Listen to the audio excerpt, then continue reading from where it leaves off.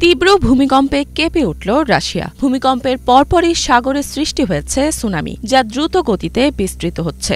এই ভয়ঙ্কর ঢেউ এতটাই শক্তিশালী যে তা বহু দূরের উপকূলেও আছড়ে পড়তে পারে। যুক্তরাষ্ট্রের সুনামি সতর্ক সংস্থা জানিয়েছে, এর প্রভাব লাতিন আমেরিকার ইকুয়েডর উপকূল পর্যন্ত পৌঁছানোর আশঙ্কা রয়েছে। ফলে ইকুয়েডরের উপকূলবর্তী এলাকায় জারি করা হয়েছে ব্যাপক সতর্কতা।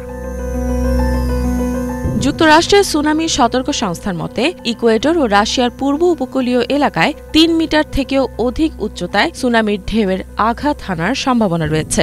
গালাপাগোসে সুনামি সতর্কতা জারি করে এর দ্বীপাঞ্চল থেকে প্রতিরোধমূলক বাধা অপসারণের কাজ শুরু করেছে ইকুয়েডর। ইকুয়েডরের রিস্ক ম্যানেজমেন্ট ডিপার্টমেন্ট এক ঘোষণায় জানিয়েছে, সকল ধরনের সামুদ্রিক কার্যক্রম অবিলম্বে স্থগিত করা হয়েছে। রাশিয়ার পূর্ব উপকূলে ৮.৮ মাত্রার শক্তিশালী ভূমিকম্প আঘাত হানার পরপরই ইকুয়েডর তার উপকূলবর্তী জেটি ও নিম্নভূমি অঞ্চল থেকে লোকজনকে সরিয়ে নেওয়ার নির্দেশনা দিয়েছে।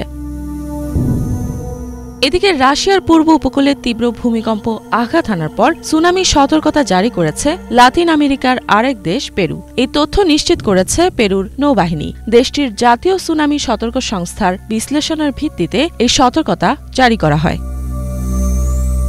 পেরুর নৌবাহিনীর হাইড্রোগ্রাফি ও navigation office social media X প্ল্যাটফর্মে জানিয়েছে, এই ঘটনাটি নিয়ে সতর্ক দৃষ্টি রাখা হয়েছে। পেরুর জাতীয় দুর্যোগ ব্যবস্থাপনা কেন্দ্র এক্সে জানিয়েছে, উপকূলবর্তী এলাকাগুলো কঠোর নজরদারির ভেতর রয়েছে।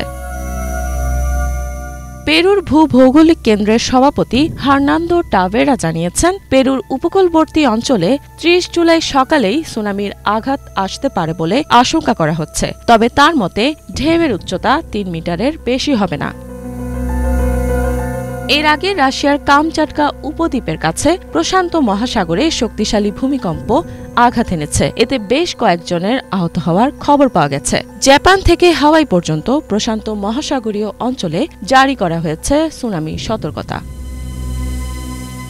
ইফাত জাহান, বাংলাভিশন।